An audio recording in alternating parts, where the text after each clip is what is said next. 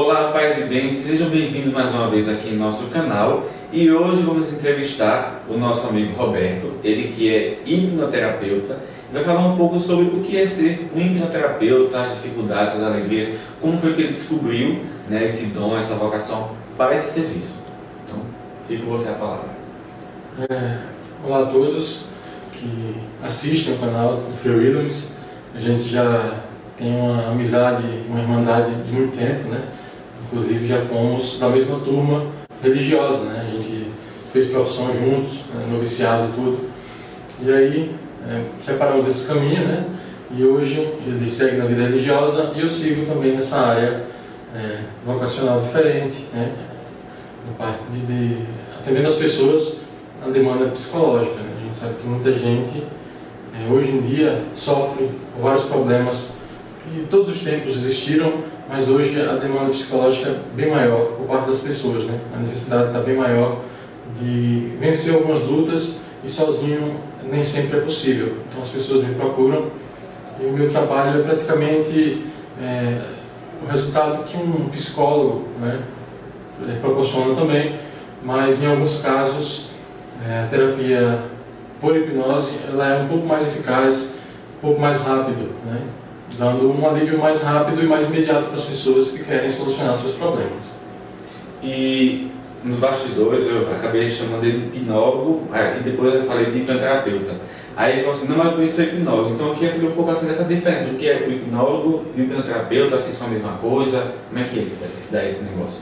Então, pela própria palavra em si a gente já consegue ter uma noção, né? O logo da palavra hipnólogo quer dizer estudo, né? Então, o hipnólogo é o estudioso da hipnose. Eu sou formado em hipnose clássica, me formei em 2017 e aí virei hipnólogo, né? Ou seja, já fazia hipnose, já estudava hipnose, já sabia os fenômenos, tudo isso, todos os passos. E aí, depois disso, eu virei hipnoterapeuta quando eu fiz o curso de hipnose clínica, né? No mesmo ano. Eu fiz hipnose clássica, achava muito legal fazer hipnose com as pessoas, mas para mim não era suficiente a parte de brincadeira da hipnose, né? E eu percebi que tinha um lado muito mais sério que ajudava de fato as pessoas que realmente precisavam, né? E aí a gente começa a tratar a depressão, começa a tratar a síndrome do pânico, começa a tratar a questão de mudança de comportamento, até insônia, sabe? Problemas até mais simples, assim, que incomodam a vida das pessoas, não deixam que elas caminhem como as pessoas normalmente seguem suas vidas.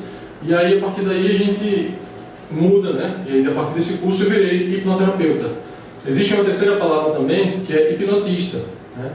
Que é o que faz hipnose. Então, assim, mesmo que eu não saiba a teoria da hipnose, mesmo que eu não entenda, mas se eu sei fazer hipnose, eu sou hipnotista. Ok, eu sei colocar alguém em hipnose, né? Mas o hipnólogo é o estudioso, né, que geralmente é hipnotista também, e o hipnoterapeuta é aquele que usa a hipnose no processo terapêutico.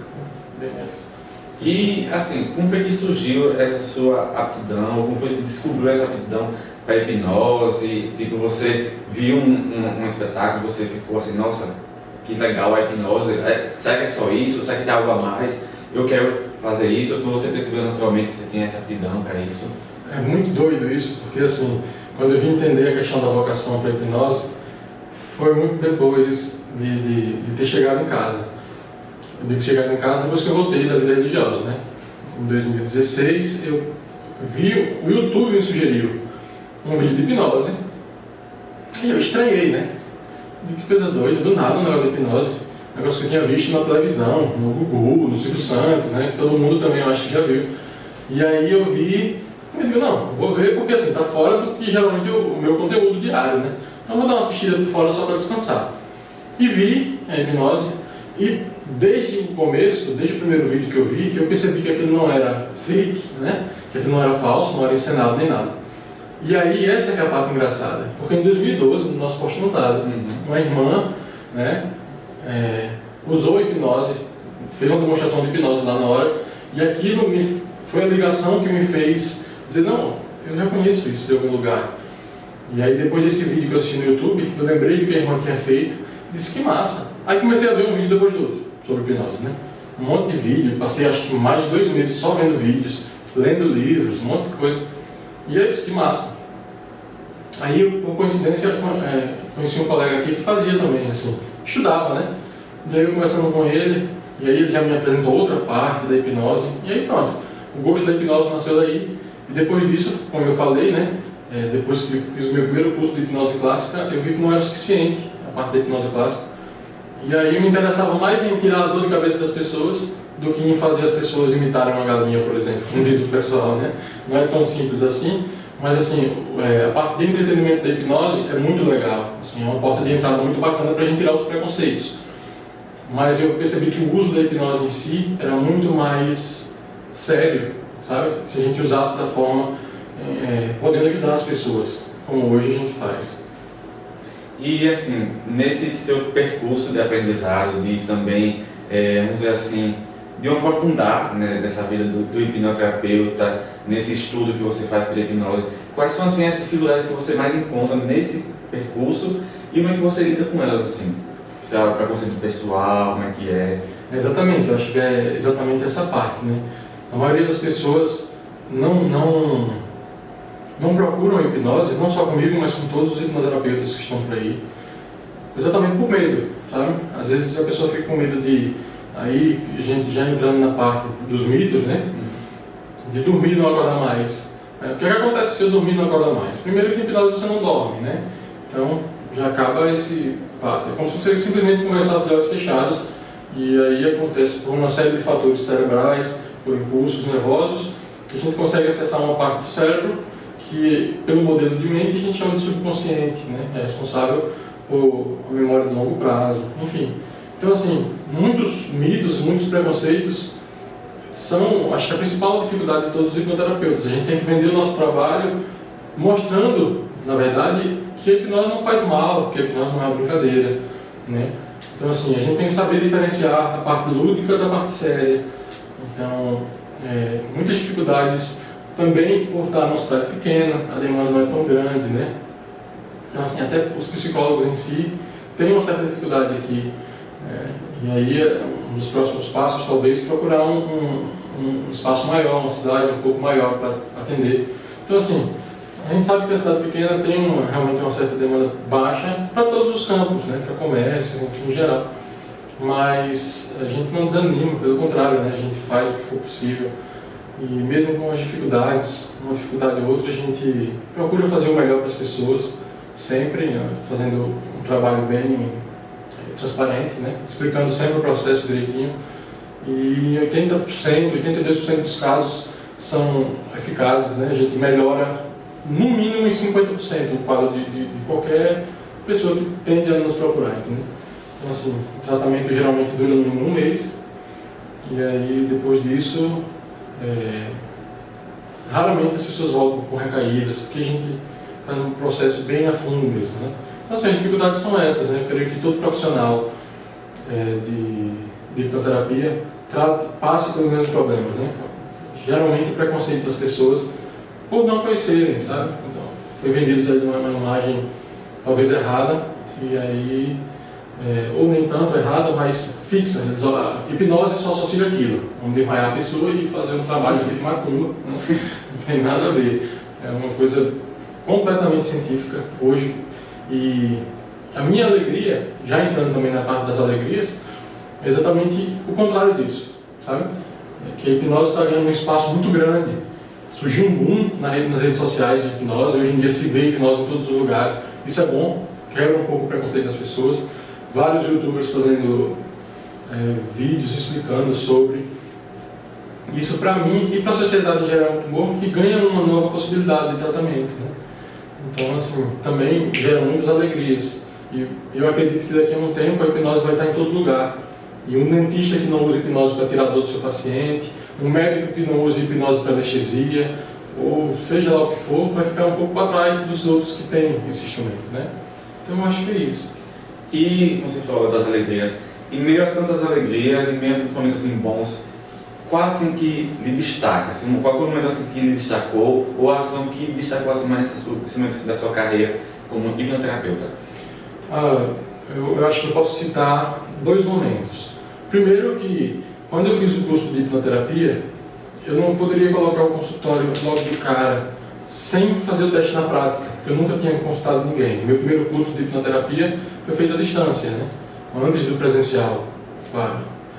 E aí, sendo feita à distância, eu tinha muita teoria, mas nenhuma prática. Então eu comecei a oferecer o serviço para outras pessoas, né? E entre essas pessoas que eu ofereci, teve uma pessoa que teve um ponto positivo e um ponto negativo, mas que o ponto positivo para mim foi muito mais forte. O ponto negativo foi que a pessoa... Vou começar pelo positivo para ter uma ordem cronológica boa. O ponto positivo foi que a pessoa melhorou bastante, né? A pessoa, na verdade, o quadro era o seguinte: ela se dava o diagnóstico de ter depressão, né? E aí, isso é muito comum. Eu acredito que os psicólogos também encontram muito isso. Eu acho que eu tenho depressão. A gente chega lá e aí, qual foi o psiquiatra que deu o diagnóstico para você, né? Não, eu acho que eu ando triste, relaxa, tá? E assim não foi diferente. E aí eu fiz a consulta dessa pessoa na própria casa dela, e só foi uma sessão, né? E eu morrendo de medo, assim. Eu sabia dos resultados, sabia como era que tinha que fazer, estava com tudo na mão, mas a gente sempre fica o negócio, será que vai dar certo? É aquele negócio, você sabia a técnica, mas queira ela tem que receber. Exatamente.